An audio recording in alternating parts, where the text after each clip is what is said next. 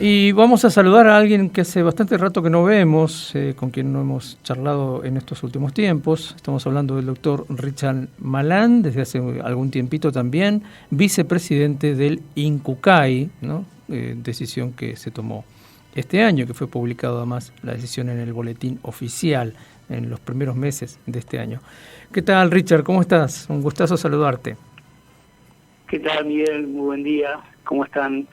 Gracias por llamar. Pero muy bien, bueno, ayer fue un día muy importante, fue el Día Nacional de la Donación de Órganos y sabemos que hubo mucha actividad en todo el país en relación a este tema y a nosotros nos interesaba mucho hablar contigo de lo que ha sido un poco el trabajo de buena parte de tu vida en los últimos años, ¿no? El tema de donación de órganos y el tema, en el caso de Misiones Banco de Sangre. ¿Cuáles han sido los impactos que se han sentido en el Programa Nacional de Donación de Órganos luego de la pandemia? ¿Cómo ha afectado a toda la situación lo pandémico? Bueno, en primer lugar, sí, ayer fue un día muy especial porque es la fecha del año que nosotros siempre homenajeamos a los donantes y a sus familias y que le decimos gracias. Y todas las provincias tuvieron actividad y hubo un acto central donde participó la ministra de Salud, la doctora Carla Bisotti. En el INCUCAI fue eso. Y bueno, con respecto a cómo ha ido la Argentina en estos tiempos, tanto ahí en el periodo prepandémico, la pandemia, y ahora que estamos en este periodo postpandémico, ¿no? Nosotros entre el 18 y 19 empezamos a crecer a partir de la nueva ley de donación y trasplante sancionada en el 2018, donde esa herramienta que tuvieron los coordinadores de trasplante, que es la figura del donante presunto, ayudó mucho a zanjar algunas cuestiones que tienen que ver con cómo se comunicaba, ¿no? Y eso produjo un crecimiento importante, tanto es así que en 2019 terminamos con casi 20 donantes por millón de habitantes a nivel país. En ese momento Misiones ya estaba por encima, estaba, creo que, si no recuerdo mal, en 26. Sí.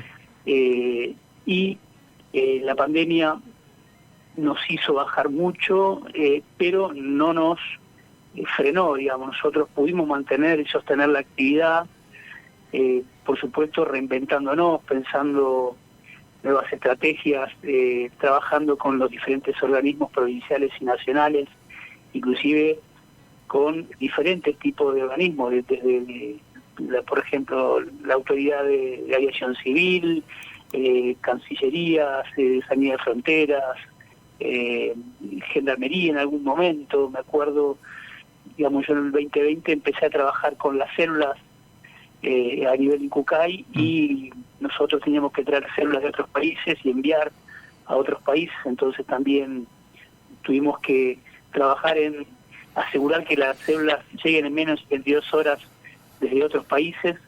Recuerdo un caso de Israel, por ejemplo, y que tuvimos que traer un vuelo de carga, que eso fue lo único que se mantuvo cuando se cerraron todos los aeropuertos y se cancelaban los vuelos, se mantuvieron los vuelos de carga.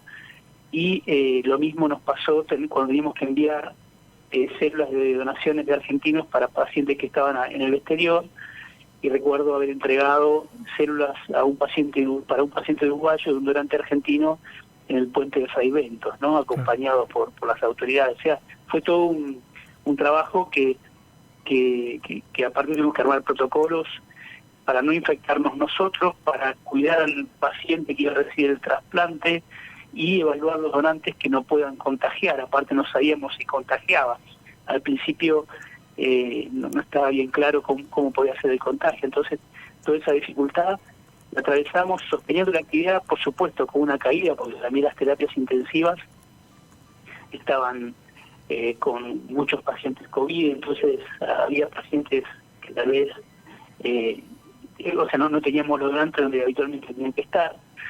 Y bueno, fue muy difícil, sostuvimos, y ahora en el periodo postpandémico estamos ya levantando, y este año creo que vamos a estar en los niveles de 2019, y estamos implementando un nuevo programa que un poco es un mandato de la misma ley para intentar superarnos y el año que viene estar superando eso, que implican mayores trasplantes, ¿no? Esto, Claro. cuando yo hablo de una tasa, hablo de que va a haber más trasplantes, ¿no? No es simplemente un número. Bien.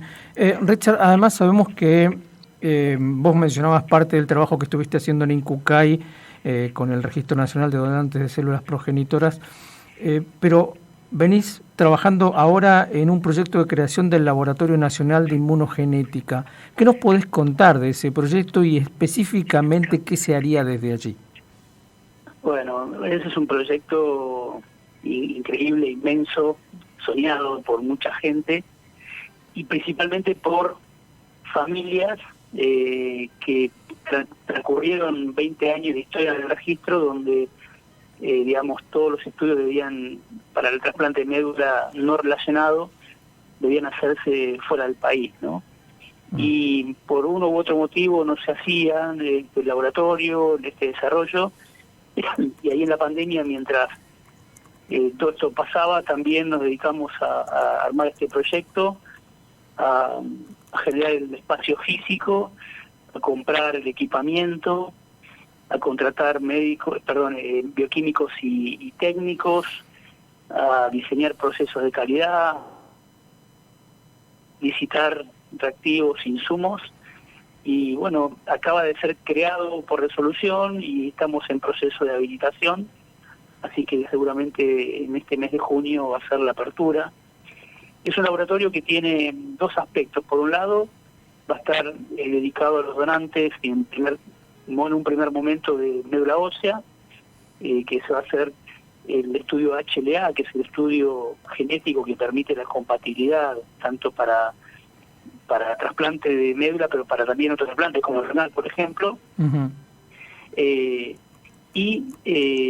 se hace por la técnica de secuenciación. Es una técnica que permite observar el ADN en su mínima expresión, digamos, ¿no? Es una técnica, digamos, como es la secuencia del ADN, ¿no?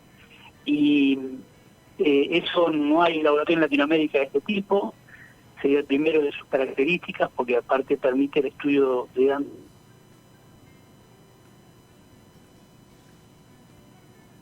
Ahí perdimos el la señal. soporte. Richard, perdón, ahí recién se perdió un poquito la señal, estabas explicando algo Bien. que me parece que necesita de precisión. Si podías repetir esto último que dijiste, por favor. El laboratorio va a permitir estudiar el ADN en su mínima expresión por técnica laboratorios, va a ser el primero en su tipo en Latinoamérica, no por la capacidad de hacer secuenciación, sino por los grandes volúmenes. Un laboratorio para procesar altos volúmenes semanales de muestras, lo que permite nutrir al registro de donantes de médula ósea. Pero por otro lado, va a ser el laboratorio de soporte del Sistema Nacional de Donación y Trasplante. O sea, cada vez que un órgano es generado en una provincia, digamos, a partir de una donación en una provincia y se tiene que trasplantar en otra por un tema de compatibilidad o de tipo de trasplante, y tiene que irse de la provincia y hay que hacer una compatibilidad, no en la propia provincia o en el laboratorio regional, generalmente se hace en un laboratorio que tenga un alcance nacional, y este va a ser ese laboratorio, aparte de lo que puede significar ser un centro de capacitación de nuevos bioquímicos y biólogos para este tipo de estudios, y también de evaluaciones de nuevas tecnologías, y un área también para innovación y desarrollo. Bueno, esto es una gran inversión que ha hecho el Estado Nacional. Hablamos de más de $3 millones en equipamiento y, bueno, personas argentinos trabajando para este desarrollo inédito que, bueno, produce, la verdad que en familias de pacientes que han transcurrido estos 20 años del registro, una alegría inmensa porque ven un sueño hecho realidad, y para nosotros también es motivo de gran orgullo poder tener este laboratorio. Y esto seguramente durante junio estaremos inaugurándolo. Richard, hasta hoy eso había que hacerlo en el exterior, ¿no? Todo este trabajo que estás describiendo, ¿todas estas muestras se enviaban a otros países? Se cortó un poco. No, te preguntaba si todo esto que estás describiendo, que se va a empezar a hacer a partir de junio, antes nosotros teníamos que mandar a hacerlo afuera. Tal cual, lo de trasplante de médula ósea actualmente lo estamos todavía mandando afuera. sea, toda la captación de donantes del país, de la ósea, que habitualmente se inscriben en el momento de donar sangre, pueden solicitar incorporarse. A diferencia de la donación de sangre, es entre 18 y 40 años la edad límite. Se inscriben, esas muestras se agrupan aquí en Buenos Aires y luego se envían a un laboratorio de Estados Unidos. Y después, cuando tenemos que hacer el trasplante ya con los pacientes, también las muestras confirmatorias las hacemos en un laboratorio en el exterior, pero bueno, queremos que en los próximos tiempos ya eso lo vamos a reemplazar, por suerte. Bien, por último, recursos humanos. Nosotros tenemos en la Argentina lugares donde se forman específicamente especialistas en este tipo de técnicas. Uno de ellos es la propia provincia de Misiones, en la Universidad Nacional de Misiones, donde está la carrera de genética. Ahora, ¿fue necesario capacitar más gente, darle capacitaciones extras en otros países? Contame eso también, ¿no? Que es importante, obviamente. Bueno, por suerte había una buena base de profesionales que quisieron incorporarse ya capacitados, y estamos en este momento capacitando más personal técnico principalmente, y algún bioquímico en alguna técnica nueva, pero digamos, nosotros creemos que este va a ser un lugar de soporte del país en ese sentido, porque tenemos todas las tecnologías que se utilizan para hacer el HLA, o sea, tenemos desde la más baja resolución hasta la alta resolución, y diferentes plataformas de estudio en equipamiento.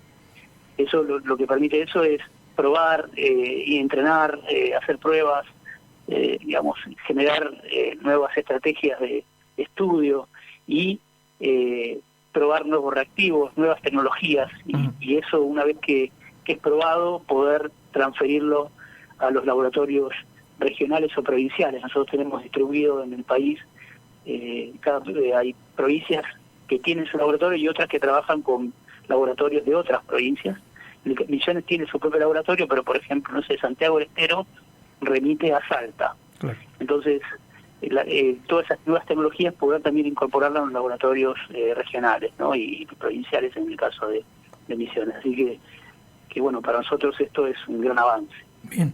Última pregunta que nos acerca aquí un oyente. ¿Desde qué edad se puede donar o recibir un trasplante? Eso está con algún protocolo seguramente. La verdad que depende del tipo de trasplante, ¿no? Hemos tenido trasplantes en niños muy pequeños y también en personas muy añosas, y también donantes de todas las edades. Claro. Por supuesto que la donación de un joven siempre produce más trasplantes que una persona más añosa, ¿no? Por digamos, los órganos tienen otro tipo de desempeño y viabilidad de acuerdo también a su vida biológica, ¿no?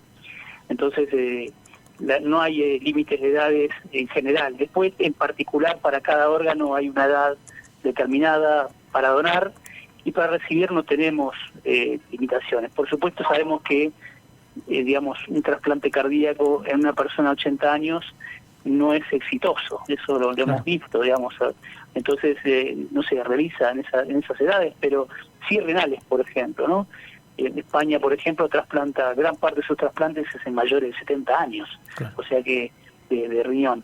O sea que no hay un límite estricto, categórico de la edad, sino también de las condiciones clínicas y del tipo de donante, ¿no? O sea que ahí hay cierta flexibilidad y queda bastante a criterio clínico y médico de los equipos tratantes o de los equipos que tratan los donantes. Dale. Richard, te mandamos un abrazo enorme. Bueno, felicitaciones por este rol que te toca cumplir. Muchísima responsabilidad, creo uno, ¿no? Así es que, bueno, siempre una alegría charlar contigo. Bueno, muchas gracias. Un saludo para todos y, como siempre, bueno, muy contento de comunicarme con ustedes porque siempre estuve en contacto a través de tu radio y cuando te tocó producir o conducir, pudimos hablar siempre de estos temas, y así que muchas gracias. Gracias a vos. Richard Malam, charlando con nosotros, realmente un placer, ¿no? Volver a hablar con él. Hace rato que no lo hacíamos. Richard lo conocimos casi cuando llegó a Misiones, de inmediato se puso a trabajar en el que es estaba recién recibido, me acuerdo, en lo que es el tema de su vida casi, que es todo el tema de donación, trasplante, bancos de sangre, investigación en este tipo de cosas. Hoy, ocupando un rol muy importante, es el vicepresidente del INCUCAI. Richard es médico especialista en clínica médica, en hemoterapia, inmunohematología, en gestión de servicios de salud. Se ha formado en el exterior, se ha formado en Europa, en los Estados Unidos, y bueno, es el nuevo vicepresidente del INCUCAI desde principios de este año, y actualmente trabajando en el proyecto de creación del Laboratorio Nacional de Inmunogenética, nada menos, ¿no? Lo acaba de contar, y un laboratorio que va a estar listo seguramente a mitad o a finales de este mes de junio.